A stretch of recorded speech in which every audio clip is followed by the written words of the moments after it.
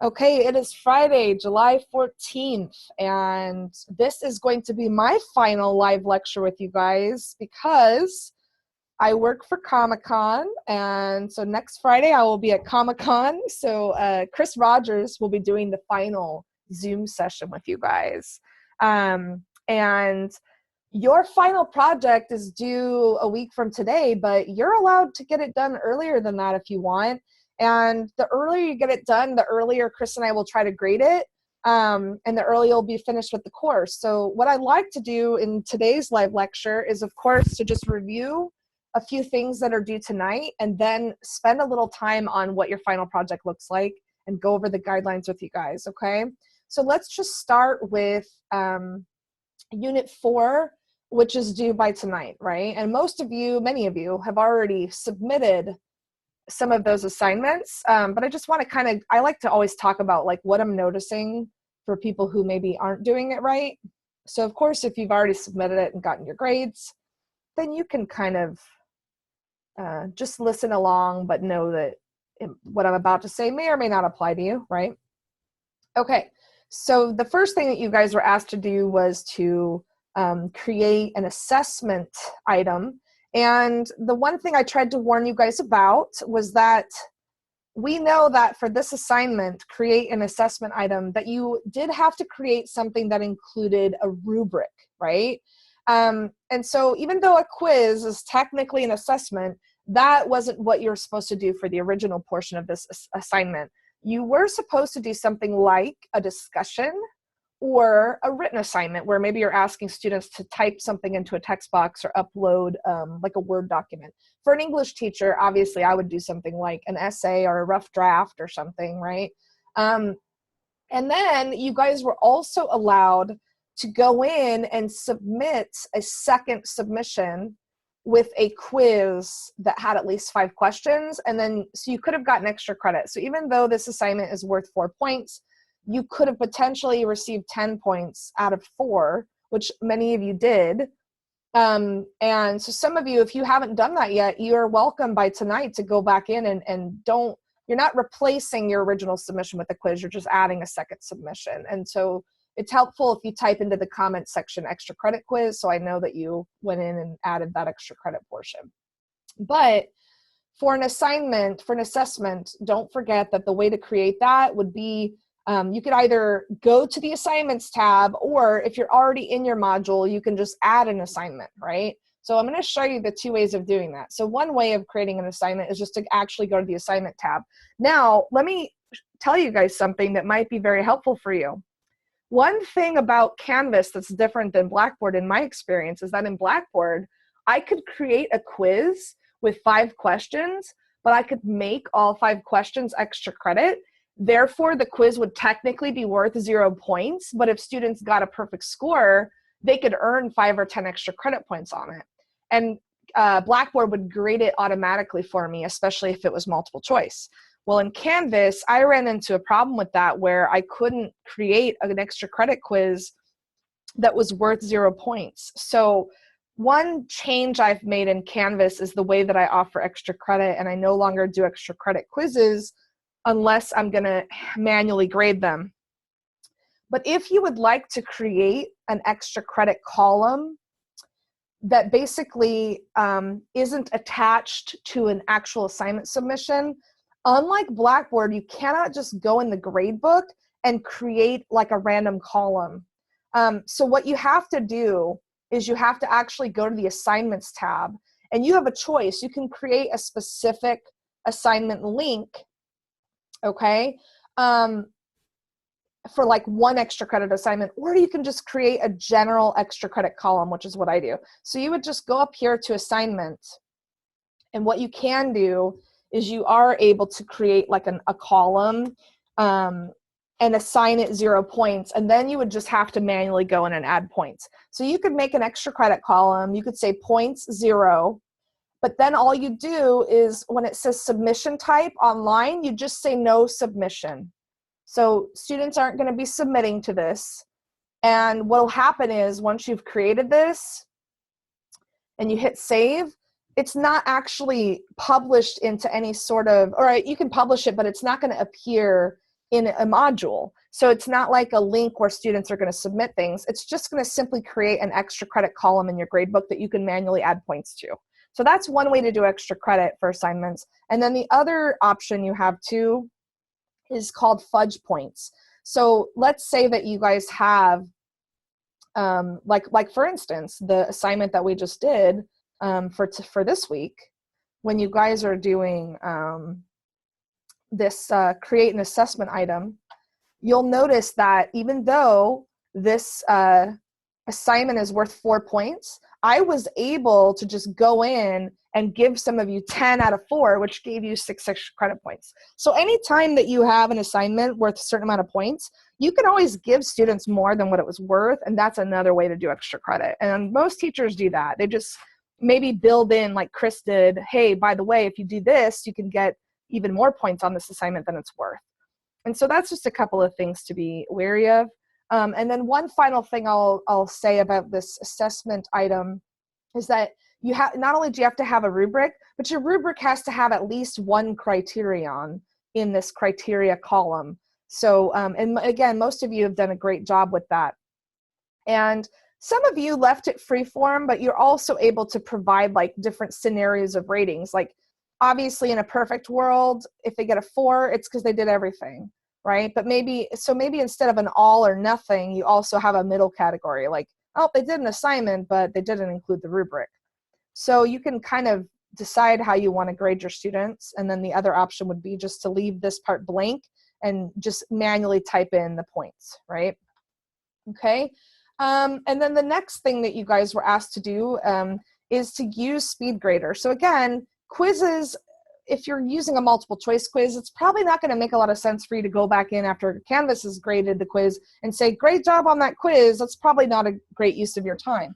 So what we're hoping to look for the screenshot is that you guys actually go in as the student and submit a discussion entry, or you can, in student mode, you can also submit like a fake assignment under your assignment that you created. So if it was like, oh, submit an outline of this week's PowerPoint, you can just go in and you guys can upload any document you want. And then and you're pretending to be the student. And then as the instructor, you're going to go back in and you're going to use your rubric and the little comments tab to kind of give that student some feedback. And then you simply take a screenshot of that. And that's what you're uploading for the use SpeedGrader. And again, if you don't know how to do a screenshot, I recommend that Snip app that's free and really easy to use. I love using that for screenshots. And then as usual, like every week, you guys have a quiz and a discussion as well. So I just want to stop and take a moment to see if anybody has questions about this week's assignments that are due tonight. Unit 4, create an assessment item, possibly create an extra credit quiz, optional, but I recommend it if you need those extra points. And finally, in addition to the quiz and discussion, use SpeedGrader. Submit a screenshot of you giving a pretend student pretend feedback, right? And again, you'll have to go into student mode to actually submit to your assignment to have something to give feedback on, right? So if you have any questions, now would be a great time to type them in. And if you don't have any questions, please type no. That way I know I can move on to the next topic.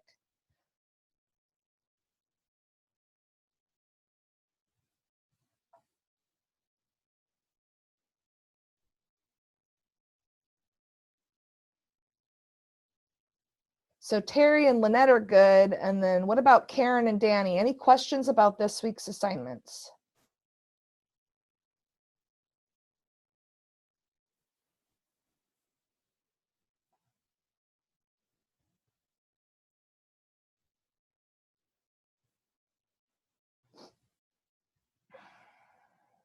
Okay. I'm going to move on here. So you guys have your final project coming up. Again, if you've been creating stuff that belongs in your modules, you've kind of already been working toward this the entire time, right? So we're just going to go over the guidelines together because this is your final project. It's got a lot of elements to it.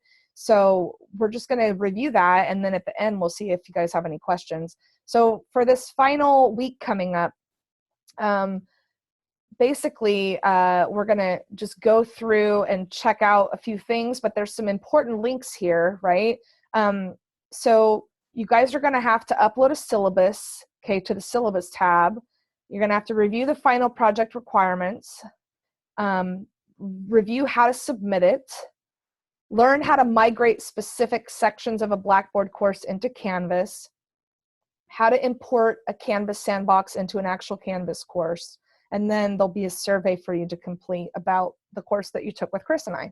So we're just going to navigate the module together and just take a quick look. This will be, you know, the Zoom meeting that Chris is going to do with you guys next Friday. So final project requirements. So first of all, you have to have a home page that provides a brief description of the course, clear instructions on how to get started, working links to the overview pages of each module within the course, and at least one announcement appears on the home page. So I know that all of you have already created a home page, but what you might want to do for this final project is just to go in and make sure that your home page does have all the criteria listed here, because you might have gotten full credit for this homepage assignment that you did before, but that doesn't mean that you had all these things, because you weren't necessarily graded on this stuff for the first version of your homepage. So just use this as a little checklist and double check to make sure your homepage has all this criteria completed. Okay. And there's information as well on what an effective homepage looks like and how to create those buttons if you guys were interested in that. Okay. You also need to go in, and like we've been talking about this whole time, you've got to make your navigation easy, okay? So what you need to do is to go to your settings and remember to get rid of any things that you're not supposed to have for, you know, for that. And so when you go to your settings, you would just click on navigation, and remember, what's up here is what students can see, and what's down here is what they can't see. That doesn't mean that you as the instructor can never access quizzes again. You can. It's just that your students won't be able to. They also won't be able to just access an assignment without going into the module to find it. And so all you do is when you have an item up here, you decide whether you're going to move it down or completely disable it. Okay, so you can move them in different order, but by disabling it, it will put it down here. That doesn't mean you're disabling it from yourself as the instructor, only from students, okay? And then don't forget to save your changes, otherwise it's not gonna keep everything you did. And Terry, you can definitely go into student view to double check to see what, as a student, you're looking at, and that's always a good idea for sure. Okay. You are going to have to upload a syllabus. Obviously, in a perfect world, you guys would maybe actually use your syllabus for this coming fall, but if it's not done yet, that's okay. You can put one from spring or summer. It doesn't have to be, you know, fully done for fall. We would never expect you guys to have your fall courses already planned. I don't have all my fall syllabi updated yet, but certainly you could if you wanted to.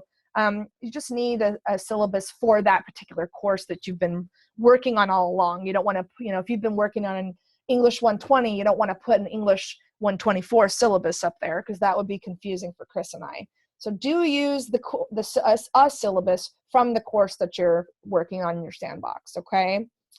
And again, everything we're doing here is in the sandbox. We're not going to go into our fall containers because Chris and I only have access to your Canvas training sandbox, and it is very easy to transfer stuff to your real fall courses later, so you don't have to worry about redoing work, okay? And then finally, you're going to have 2 modules fully completed, which again, some of you have already completed some stuff for those modules, and you're well on your way to having that part completely finished, right? Okay. So the next thing we'll take a look at here is this actual assignment post your syllabus. And I just want to remind you guys of a couple of things. When you go to the syllabus tab, you have 2 options, and I'm going to kind of tell you guys what I think is better for you and students. You can just upload your syllabus as a document, but what I recommend that you guys do is rather than just throw a file on there, you want to actually treat this as like a content item. And you can see here that Chris and I have actually given some interesting and important information before we uploaded the syllabus, right? And so you can create these little headers, you know, and again, even though it says it in the syllabus, you might want to like put your communication policy here. And again, you guys, don't put your GCCD email here, which would imply to students that they have to somehow leave Canvas to email you. Remember that they should just be able to go to inbox, email you, and that will go to your GCCD, okay? So we don't want to create extra steps for them and make them think that they somehow have to leave Canvas to email you, which is not true, okay? And then like things like your office hours might be another thing to just have, even though they're in the syllabus, have them right here, because that's probably like the most common thing students look for, right? Is office hours and how do I get a hold of you and stuff like that. When you include your syllabus file, what you'll notice here is, you know, you would go to files and you would upload the file, but when you're actually gonna, you know, create that link, don't forget that a really great thing to do is to check this box that says auto open the inline preview for this link. Because if you do that, then like I've mentioned in other live lectures, what's really great about Canvas is that if a student is on his or her smartphone or a tablet, they can just see your syllabus right here and they don't have to download it if they don't want to. I know in a perfect world, we would love our students to download the syllabus for future reference. But you know what? Not all students have a laptop. They might just have an iPad. And so they should be able to view your syllabus without having to download it as a doc. Basically, this gives them both options. They can download it, but they can also just look at it here, which again is much easier on a smart device that maybe doesn't have a PDF or doc viewer, right? Okay, so and then don't forget that this course summary or your living live document of your course calendar, which is basically built for you, the way that these things show up, you have two ways of getting things to pop in here. Number one, anytime you create an assignment that has a due date, it's going to automatically populate it in here. And then you guys were also taught how to create a calendar item. Like for instance, putting the add drop deadline. When you create a calendar item within a course, it will also pop up in here. Or for some of you, it was making sure you added that Sunday, don't forget to reply to your students link, which is not automatically in there if the due date is on Friday, right? And so if you potentially get your entire 16-week course finished before the semester starts, then maybe you don't necessarily need to give students the course calendar in Word document format if they have it here. But if you're teaching in Canvas for the first time and you're worried that you want to kind of only put in a couple weeks at a time, then your students are not going to be able to see beyond a certain point. So it would definitely make sense for you to make sure you give them like a Word document of a working course calendar for the whole semester, and then just let them know that, you know, you might make changes to that as you go. The first time I taught in Canvas, I did not get all 16 weeks uploaded before the first day. I didn't have the time. So it was okay. And even though, but I will tell you that students preferred to usually just use this and they used this more than they actually went and looked at the syllabus course calendar. Okay, so again, at the minimum, you're going to want to upload your syllabus, but I recommend you consider putting a couple items of information up here to help students understand what they're looking at, right? Okay, any questions about that? Any questions about adding your syllabus to your course? Danny, it depends on the phone or the computer. I mean, PDF is usually, I'll tell you right now, if you put a PDF instead of a doc, students are more likely to be able to view it on a smartphone. Docs have more problems for smartphones than PDFs. Plus, when it comes to the syllabus, I don't like to put a doc up because I don't want someone to be able to edit it and try to say, here's the syllabus, what, you know, PDF, students can't really, you know, it's a more of a permanent document. So, but again, also much easier to view on a smartphone. Okay, Karen's asking, does the syllabus need calendar entries for the whole semester or just the first 2 weeks. For our Canvas course, you only need the first 2 weeks. We are not going to check all 16 weeks. We would never grade you on anything other than those 2 weeks worth of modules that we're asking you to do. So definitely don't need to do the whole semester. Absolutely not. I mean, again, in a perfect world, one day when you teach in Canvas, it would be great if you could get all of that planned out, but it might take you guys a couple semesters of feeling comfortable with Canvas before you're comfortable to have a 16-week plan ahead of time. It's hard. It's hard to predict that stuff until you feel comfortable in it, right? Lynette, you may not just type the syllabus. You do have to attach either a Word document or PDF in there as well. We want you to be able to show us that you can upload a file and stuff like that.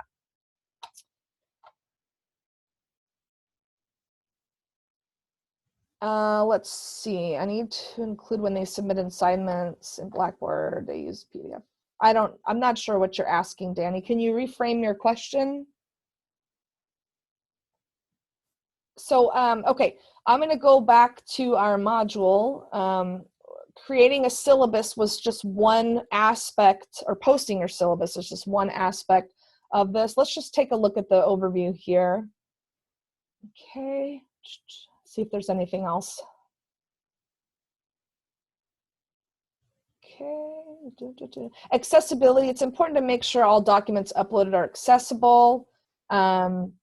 Microsoft Office has a built-in accessibility checker that helps you find and fix accessibility issues. So that's going to be things like images. You have to have alt text attached to your images. That basically, if you had a student who is blind, their reader would tell them, there's a picture of 2 children playing on a playground, because otherwise they wouldn't know that there's an image in your syllabus. So there's some information here that will help you guys. That way, if you have students who are deaf or blind, or who are maybe not fully blind, but they have impairment issues with their vision, there's different things you can do to make sure that they can access those documents. And then, of course, there's also some other information in a video that you guys will watch that will teach you more specifically things to think about when you're uploading your syllabus, okay? Okay, and then we have our final project submission, and we're just going to go over that overview really quickly.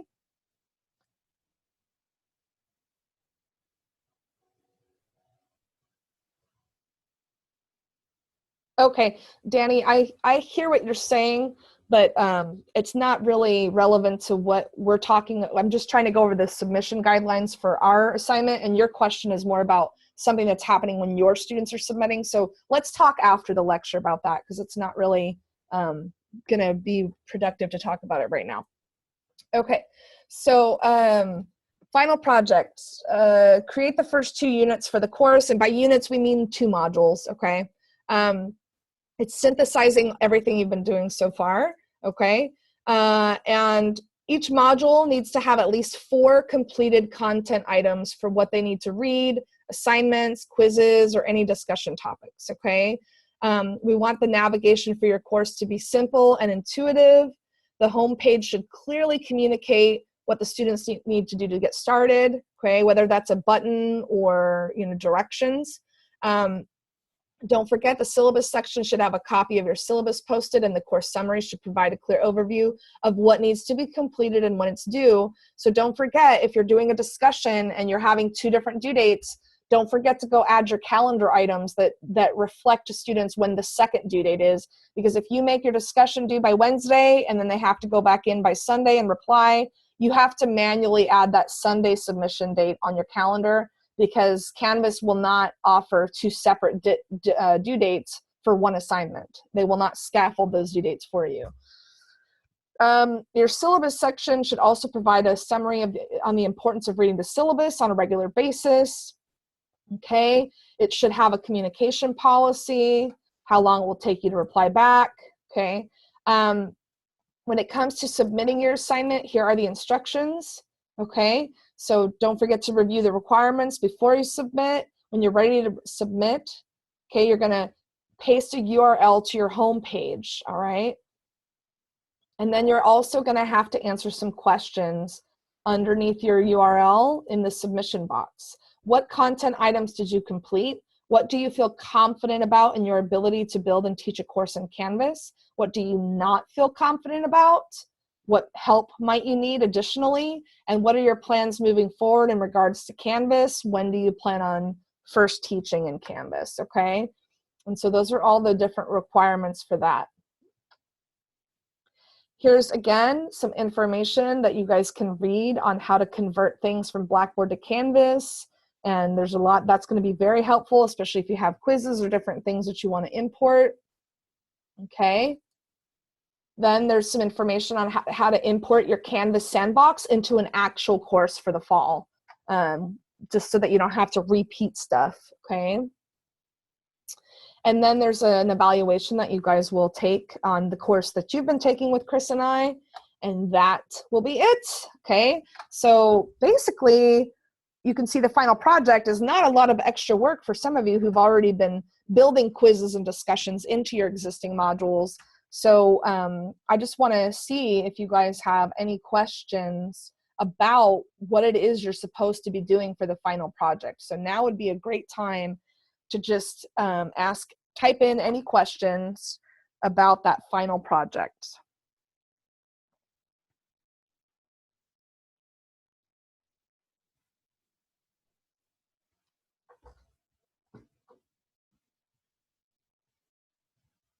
I am going to turn, we only have 4 of you in here, so I'm going to I'm gonna unmute you guys. And if you don't want to be unmuted, you can remute yourself. But Danny, Lynette, Karen, and Terry, we can now hear you unless you'd like to remute yourself. If you want to just talk or ask questions about either anything from Unit 4 or Unit 5, any assignments you're struggling with or any questions you have. I have several. Okay. No, it's only 10:30, so lay them on me. We've got time. Okay, so the first one is if we submit things early and they're not quite what you want them to be, can we resubmit? Of course, and even if you submit it on the day it's due and there's an issue, throughout this entire course, Chris and I have allowed you guys to resubmit. Anytime we've given you a 0, we've always allowed you to redo stuff as long as it's submitted on time. So yeah, the earlier you submit, the more time you give us to kind of help you reconcile things. But yeah, absolutely. If you submit it the first time and there's problems, that's not like, okay, you're done, you fail. It's not like that at all. Okay, and then it doesn't delete your old copies. It No.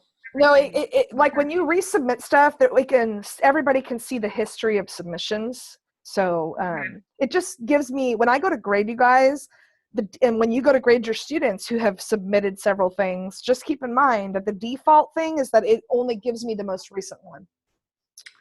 Okay, and then if I pull this sandbox into my course sandbox, Chris has a template that he set up. It was during the workshop. We had a 4-hour workshop, and he had some kind of a template that we all imported. And so I did a couple things in that template. Will this replace that, and then that template will be gone? Do you know?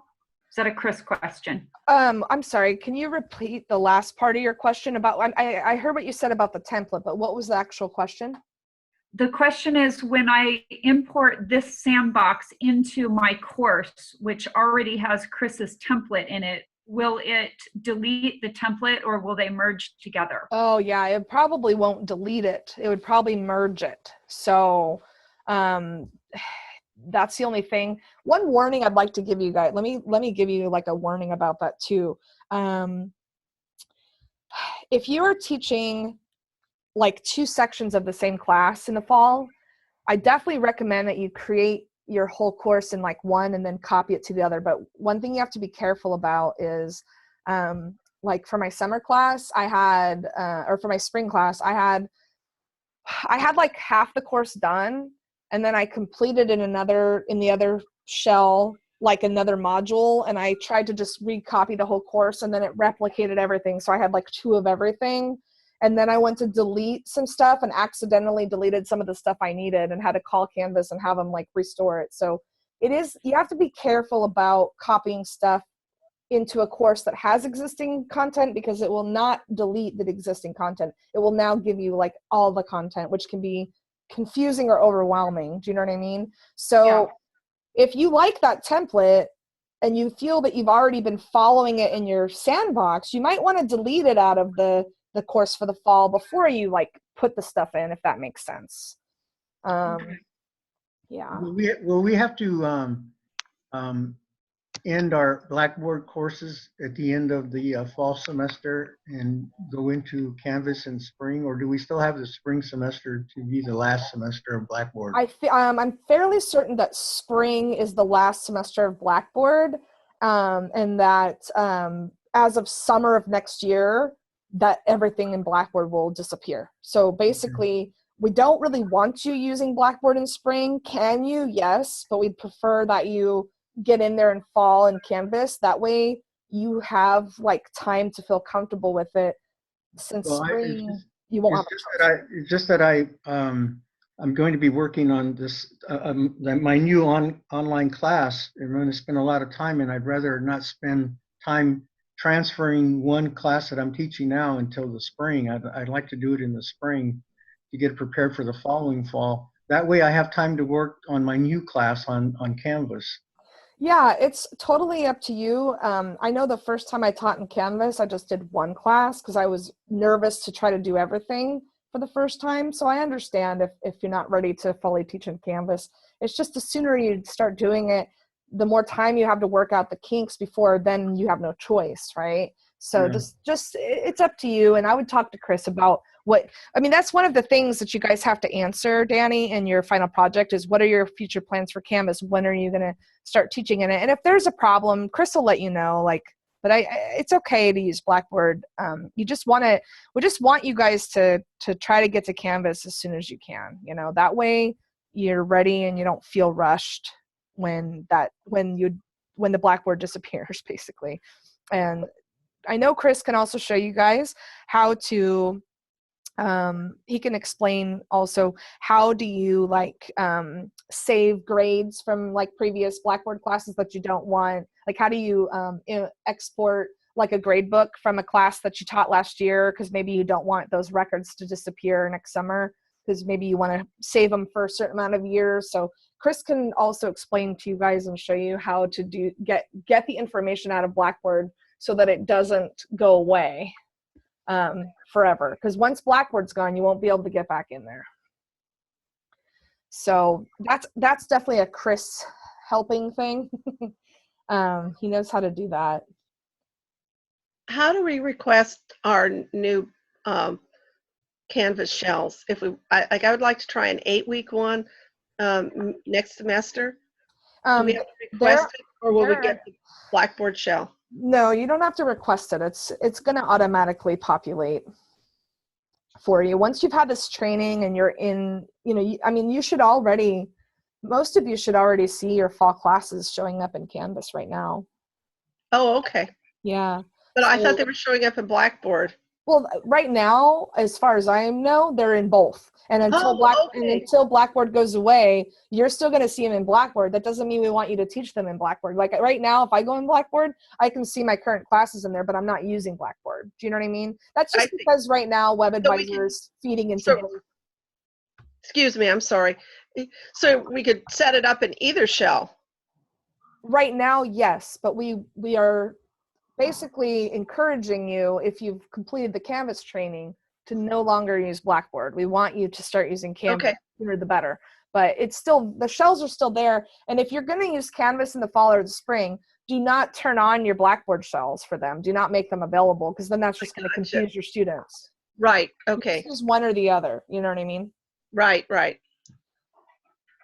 But until the middle of fall, right now, students and faculty still cannot, if they go to Grossmont homepage and they click that Canvas icon, remember that it's still taking everybody to the faculty training. There's not a way to get on Canvas without having the URL.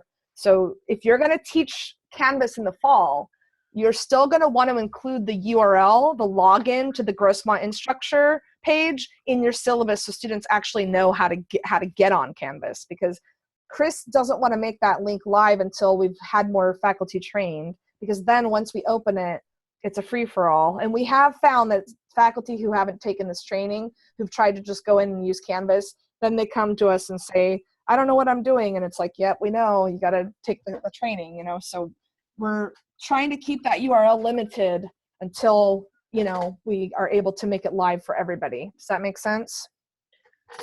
Yes, and that's the one we're getting in with it's the GC3 instructor. Yeah, if you, yeah, okay. yeah, if you just click home, I'll share with you guys my screen. Okay, thank you. Let me show you something. If you just click home, you know, it shows you that URL up here, and then you could always just take out the 10640. Mm-hmm. You know what I mean? And then like all you actually really need is that URL right there is https://gccd.instructure.com. And if you just copy and paste that into your syllabus or your welcome letter or both, then your students will know how to get in there for the rest of the semester. And then, like I said, eventually, when you go to Grossmont's homepage, eventually students and faculty alike should be able to just click on Canvas and like go, but right now we're not opening it because, like we said, otherwise we're going to get students going in there and saying, well, why isn't my course here? Because maybe their instructor's still using Blackboard, or we're going to get faculty who didn't take the training who think I'm just going to go in and figure it out myself, and then they try to use it and it's a disaster because they don't have the training, you know. And so right now it's limited until we have more people trained, and until we're pretty much, you know, it might not even be until spring before we make this live for everybody. Okay. Okay, not to belabor the point, but if I teach one of my courses in Canvas next fall, right, this coming fall, I will need to send my students an email with this link? Yes. Well, what I do, just to let you guys know what I do, Sure. I personally like to send my students a welcome letter. I'll show you my welcome letter right now. Okay. I send it a week before the semester opens because I want as many students as possible to get in there earlier than later, and they can actually start doing like the introductory discussion. Like I open it a week before the semester starts. And that way I can kind of, if people have problems, it's like I can kind of get it figured out before it's too late and the drop deadline's approaching and all of that stuff. So I'll show you guys the letter I used this summer. Hopefully I still have it on here. Let's see. Welcome letter. Okay, I probably have it in my fall folder. Hold on. I think I've already updated my fall one. Let's see. 120. 120, 120. Here we go. Okay. Let me share my letter with you. Okay. Can you guys see this welcome letter? Yes or no? Oh, yes. Okay. See the top of it. Okay, yeah, I'll scroll down. So I just have welcome, and then I say, dear students, we're going to be using Canvas. And then I have this little chart here that has all the things they need to know. Like, for instance, what was the first day of our class? When is our final, right? I've got where to log in. I've got where to go if you need help. I've got that student one, the student help Canvas page for them. I've got a link to DSPS. I've got my office location and office hours. How many times a week I think they should be logging into Canvas. How many hours a week I think that they're going to need to dedicate to my course. The days that my assignments are due, which are Wednesdays and Sundays. I make it clear here that they should be able to access PDF, Doc, and DocX file extensions. I have the required textbook. Okay, I even have this little link here. Not sure if you're ready to take a fully online course. Check out this online readiness quiz. And then I've got my email down here. So what I do is about a week before my class starts, or at least I would say the Friday before, I would go into WebAdvisor, get the string of emails from your students, go in, send an email, and attach this welcome letter. And then I tell my students, please reply to this email and let me know you received it. And then I keep track on my I print out a roster and I just check off when students have written me back to make sure, because you will get those students who will never write you back and never log into the course, and you're just like, what's going on? You know, where are you? So it helps me let them in early and they can kind of get started early. And then, like I said, by the first day of class, usually most of them are already logged in, and man, it really gets things going. And then what I also do is I make sure that I also put this link in my syllabus as well, not just on the welcome letter. So I'll show you my syllabus also. Let's see. But they can't get into the syllabus until they've gotten into, until they use this link. Yeah, exactly. But I put it, I see what you're saying. Yeah. It's still, yeah, I get your point, but I still make sure I have it in. Sure, yes, another place for them to look for. Yeah, okay. And why do you do that through WebAdvisor and not through Canvas? My concern is that what if the email is not, I mean, I'm not sure if their email is attached to Canvas. I'm assuming it's the same one they use on Canvas is the same one that they have in WebAdvisor, but I also know that when you send a message through Blackboard and Canvas, it usually like has in the subject matter, it might say Canvas or Blackboard. And I like, if I send the manual email, I feel like I can put that title, Welcome to English 120. Maybe they're more likely to read it. Maybe if they get something that says it's from Canvas, they may, if it says, because you know how when I get an email from you guys, it says, so-and-so sent you a message in Canvas. And I guess I would worry maybe for the first time, what if students don't know what that means and they don't know what Canvas is? So by doing a manual email, I just feel like maybe they're more likely to read it. In my experience, when I did like one from Blackboard, not everybody read it. I think sometimes maybe it went to their junk file or something, you know? Yeah.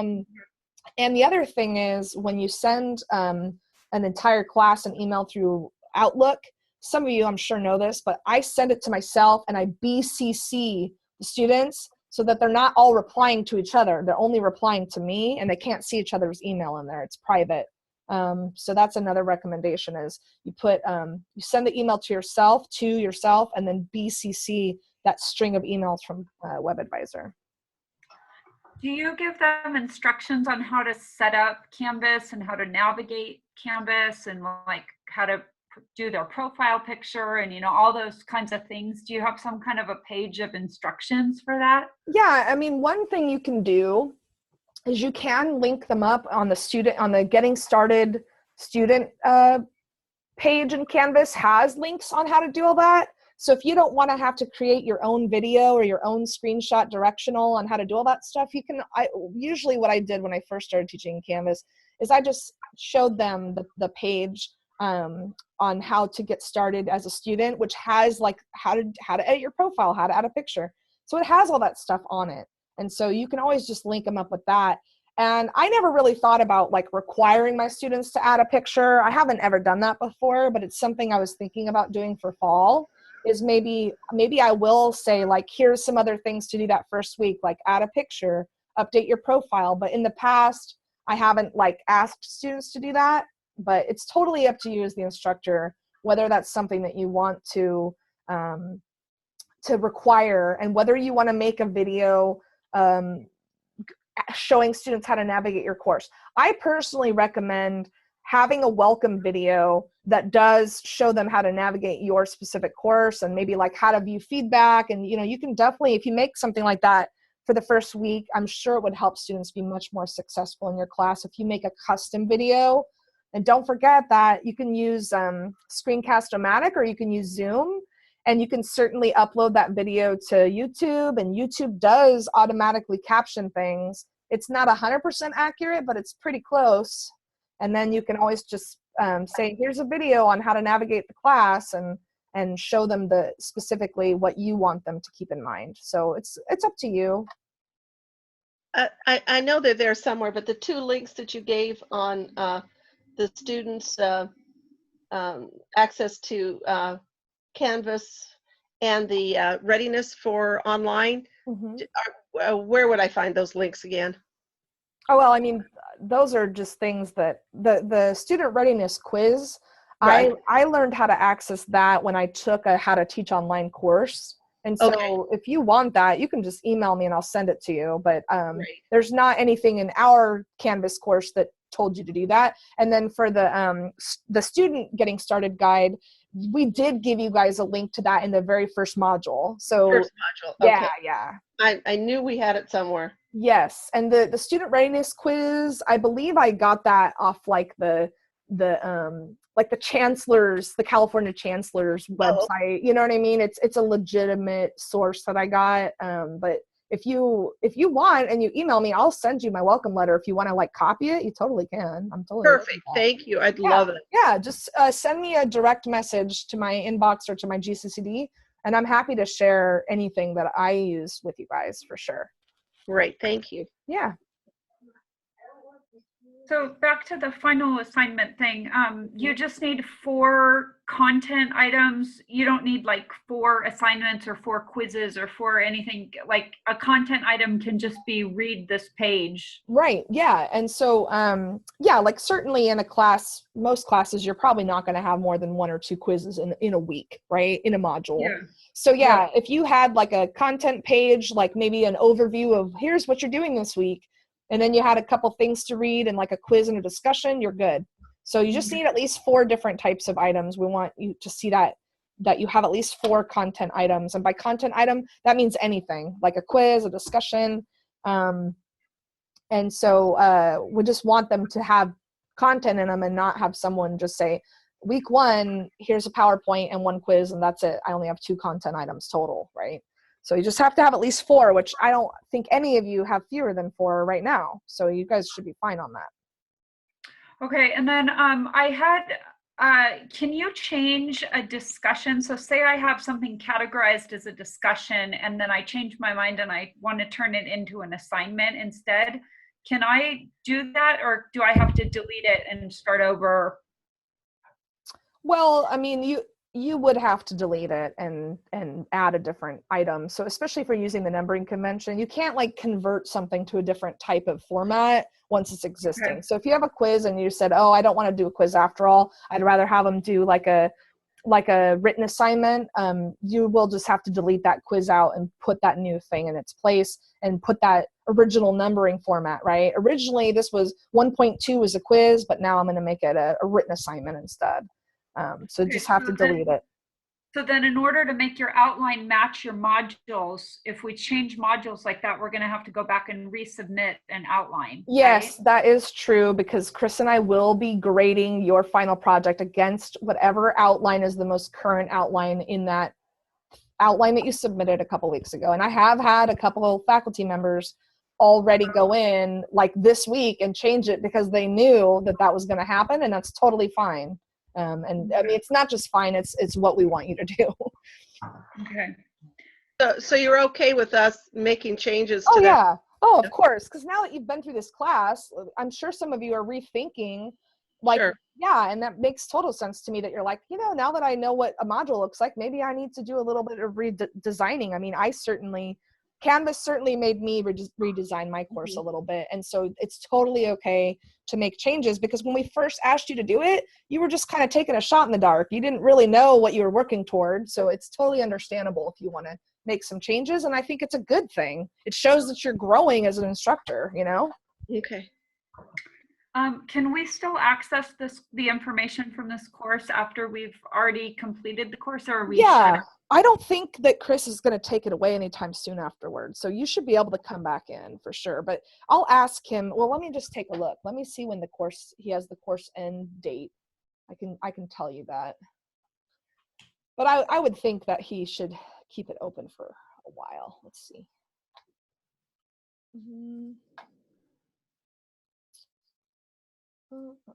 Course details.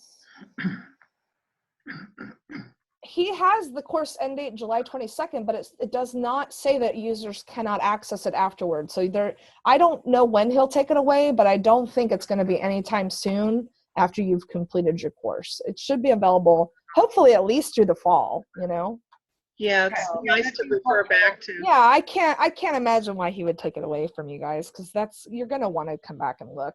Yeah. So and if it goes away, just send him a message. I don't think he'll purposely remove it from your queue. But if instructors don't want to look at it anymore, they don't want to show it, it to show up, don't forget, I want to show you guys one thing here. I want to screen share with you guys one more time. Don't forget that when you are on your dashboard, so right now, notice how the only thing I can see is my 2 current summer classes and our Canvas course, right? That's 3. But if I were to go up here to courses and I were to click all courses, look at how many courses I'm actually enrolled in. All of your training boxes, see what I mean? I've got like, but what you do is you star, just like Blackboard, you can star what you want to see and what you don't want to see. So I have all my fall ones unstarred because I don't need to, it gives me anxiety to think that far ahead right now. You know, I want to only bring them up when I want to look at them. You know what I mean? So when you star things and then you click your dashboard, then that's the only things you're going to see. So if you ever get tired of looking at this, you can always unstar it, but that doesn't mean that you can't go back and access it. But it doesn't have to be in your dashboard if you don't want to look at it once you feel comfortable teaching in Canvas. Okay. Sarah. Yeah. You know how to, I have a cross-listed class where it's going to be cross-cultural studies and history. Uh-huh. And on Canvas, I've learned how to do that. It's real easy. I've learned how to do it. How would you, is it the same thing in Canvas to bring them both together with CCS being the head link? That is definitely probably a Chris question. I know that what's interesting about the title of the course is that I can change the title of my course if I want to a nickname, but I don't think it changes it for students. Like I think that whatever Web Advisor puts in as the title, like with Blackboard, that's what it stays as. I don't know as far as the whole cross-listing. That's a really interesting question, but I think it's beyond my knowledge as an English instructor how that would work. Okay. So I would talk to Chris about that. Okay. Yeah. How did you get that cute little man up there in your technology thing? Good question. So couple things. Don't forget that when you click here, you can change the color. And again, I don't think it changes it for students. It only changes it for you. So students can also customize their own little view of the container from the outside. So what you do is, in addition to, you can rename it whatever you want, and you can put a color, but it just changes it for you. And then what I do is I go in and I click here on the title of the course, and then I click settings, and then you can select a course image. So you can upload whatever picture you want, and then that's what I did. And I like to use the same image as my home page image, just so, because that's what, you know, so it's the same thing. Okay. Any other questions? We've got a program called Sapling, which they said it imports into Canvas, except that it doesn't import chapter by chapter. It only imports an entire, like at the end of the semester, it would import the entire grade in there, or maybe just a cumulative total or something. So do you know how I would set that up? Would I create an assignment, or do you think it creates its own assignment when it imports? Yeah, so here's the deal. When I was using Blackboard, one time I wanted to use, for my Brit Lit class, Norton had like a, you know, like a, what do they call it? I forget. A course pack, I think is what they call it.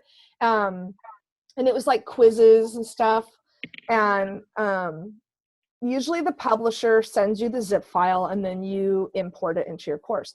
Well, it imported like 100 quizzes into my course that I only wanted to use a couple of them, and it imported them all into my gradebook, and I had to like either completely get rid of the course pack or manually delete all the ones I didn't want, and it drove me crazy. And so I haven't liked using course packs from publishers. So if you have questions about that, the best person to ask is your rep for the publisher, because they should know by now how to help you navigate in Canvas Because that's a good question that I don't know. I don't use course packs. I certainly haven't used them in Canvas. And so if you call your local rep for whatever publisher that is, they should be able to help you with that. And if not, it's their job to figure it out, because they're trying to like sell you a product and they should know how to use that product. You know what I mean? So, Yeah.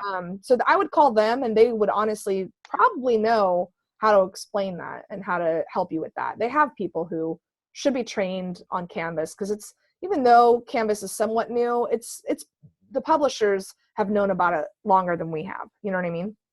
Yeah. So they're prepared to do that. So definitely, I had another faculty member ask me that question, and I told her the same thing. I said, you've got to really contact the publisher on that, because they're the ones who should know how their product is supposed to work in Canvas. So good question. I watched the student introduction video, because I think it was it Lynette that was asking about the instructions to students. It was pretty convoluted, and it had a lot of, it seemed to do more features than I would actually use in my course. So I'm kind of concerned about Lynette's question about how do we teach students how to do this in kind of the simplest, easiest way possible. Do I would, yeah, video that we could use of yours?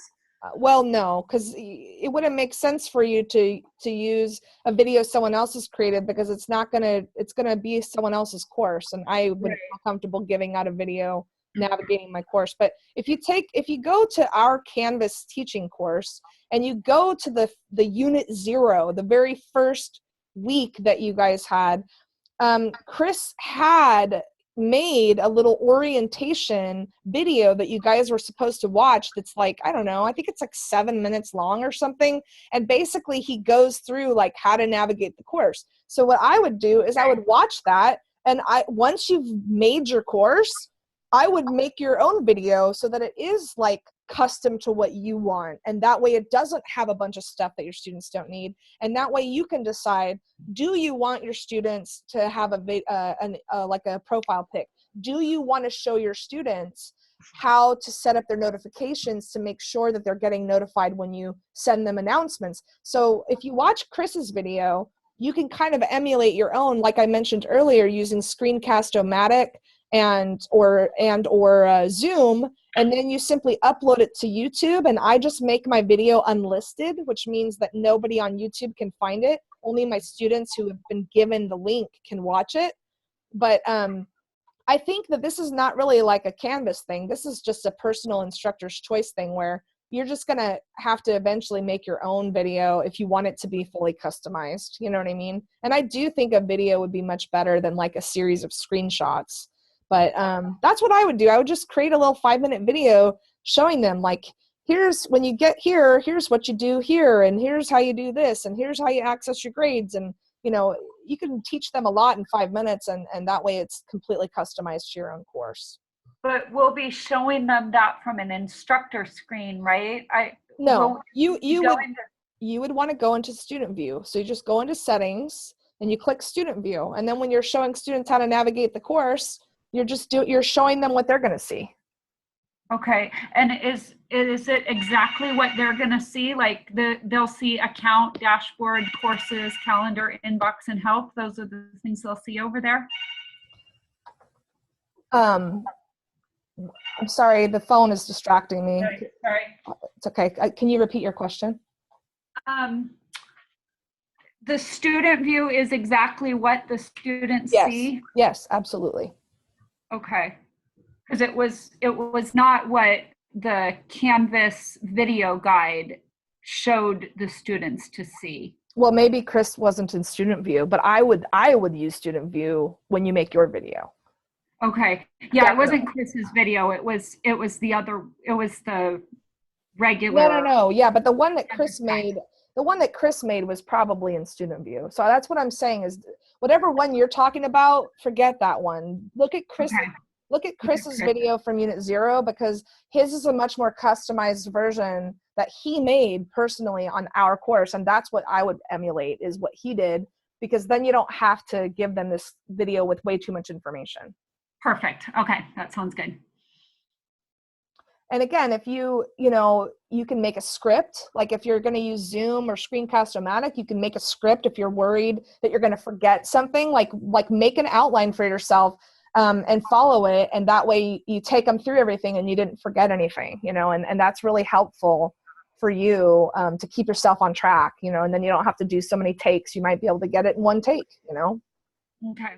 And again, if your course navigation is pretty similar from semester to semester, then you could potentially make a welcome video that you could use for a few semesters without having to make a new one every time. You know what I mean?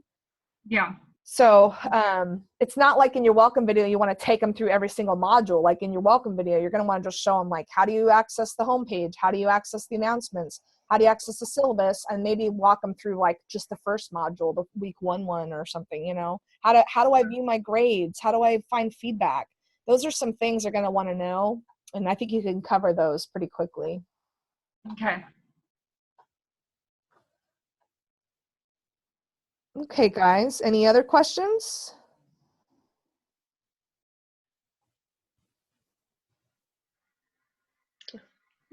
We're good? Okay, I'm going to stop the recording and then I'll stick around for a couple minutes to take any other questions. So we're going to end the meeting for now on the recording.